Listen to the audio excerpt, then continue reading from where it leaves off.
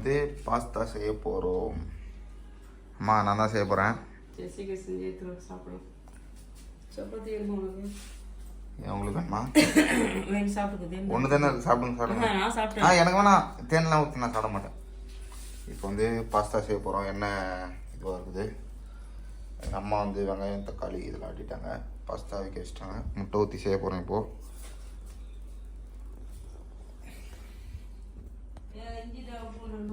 சரி சரி, இப்போ பண்ண போகிறோம். சூப்பராக இருக்க போகுது. என்னம்மா சின்ன டப்பாலையா? சரி, பக்காவாக பண்ண போகிறோம். இப்போ பார்த்தீங்கன்னா எண்ணெய் காஞ்சிருச்சு.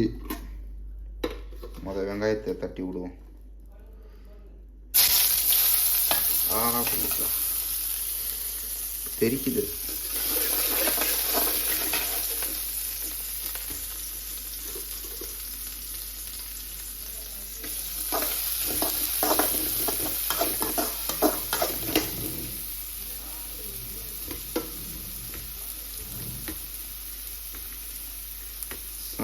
சமையல் பேசாமல் குக்கிங் சேனல் ஓப்பன் பண்ணிடலாமான்னு தோணுது. எல்லா வெங்காயத்தை கோல்டன் கலரில் இதை விட்டு தான் சூப்பராக இருக்கும். நடுவில் வாய் ரோலிங் ஆகும், அதை மட்டும் கொஞ்சம் அட்ஜஸ்ட் பண்ணிக்கோங்க.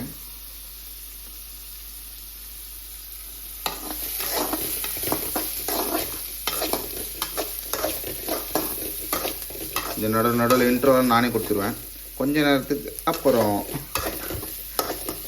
ஏன்னா எடிட் பண்ணுறதுக்கு டைம் இல்லை.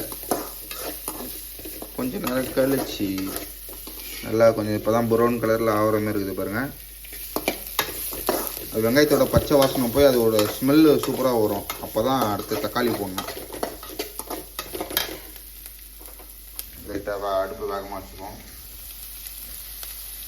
கொஞ்ச நேரம் கழிச்சு பாருங்கள் ப்ரௌன் கலரில் ஆயிடுச்சு. இப்போ வந்து தக்காளியை போடணும். போடணும் நம்மளுக்கு இல்லை, தூக்கி தட்ட வேண்டியதான்.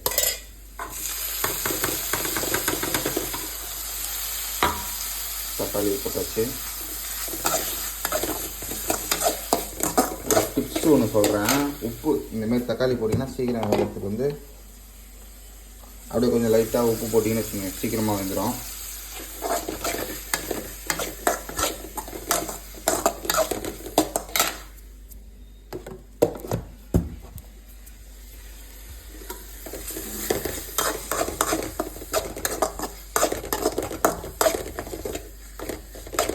ஐயோ பாடுறா, இஞ்சி பூண்டு பேஸ்ட்டு போட மாறேன்ட்டேன்.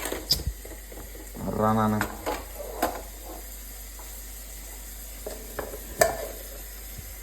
இஞ்சி பூண்டு பேஸ்ட்டு போட சொன்னாங்க, மறந்தே போயிட்டேன். சரி ஓகே, இப்போ போட்டுடலாம். நடுவில் இஞ்சி பூண்டு பேஸ்ட்.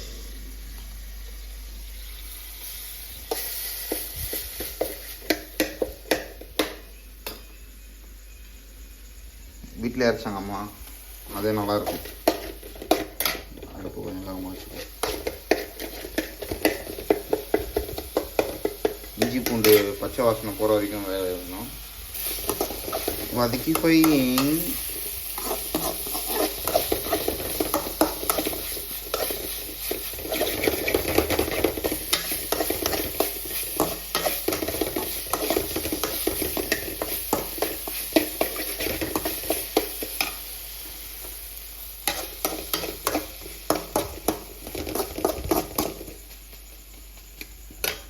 இஞ்சி பூண்டை உள்ளே வைக்கலன்னா அம்மா கற்றுவாங்க. அதனால் இஞ்சி பூண்டை உள்ளே வச்சுருக்காங்க.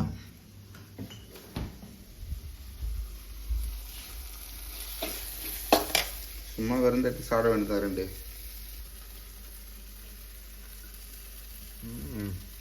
வெறுந்தா சாப்பிட்றது சூப்பராக இருக்கும். தூக்கம் வர வருது.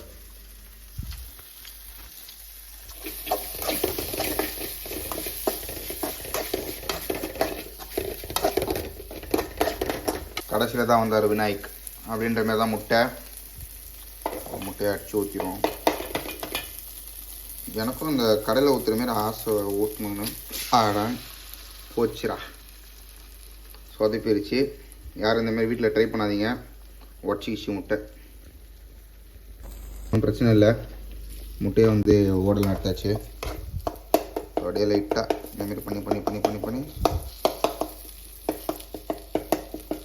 அப்படியே வேக விடணும்.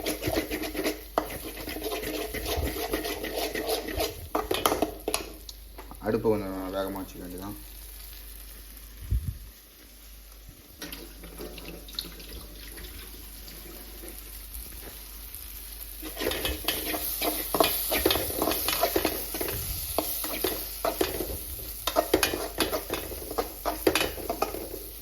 வாசனை சூப்பராக வருதுடா.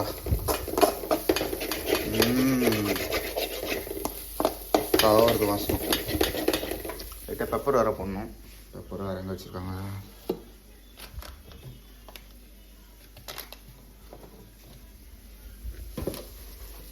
ஓ அடிப்படி அடிப்படி அடிப்படி.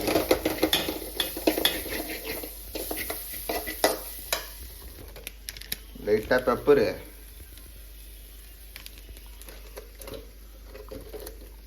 பிரியாணி மசாலா, எல்லா மசாலாவும் போடுவோம். நம்ம தான் சமைக்கிறதுனாலே நம்ம தான்.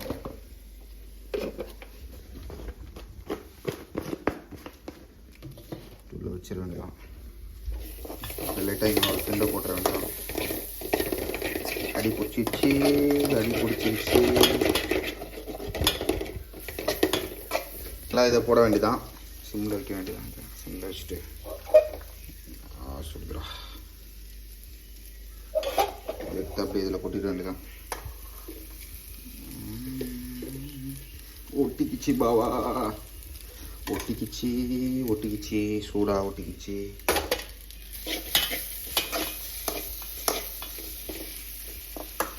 இப்படி ஃபுல்லாக சாப்பிட்டா நல்லா தான் இருக்கும். எல்லாருக்கும் கொடுக்கணும். பொத்திருச்சுடா கை.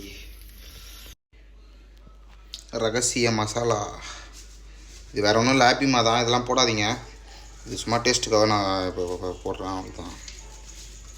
இதை போட்டு கிண்டி விட வேண்டியதான்.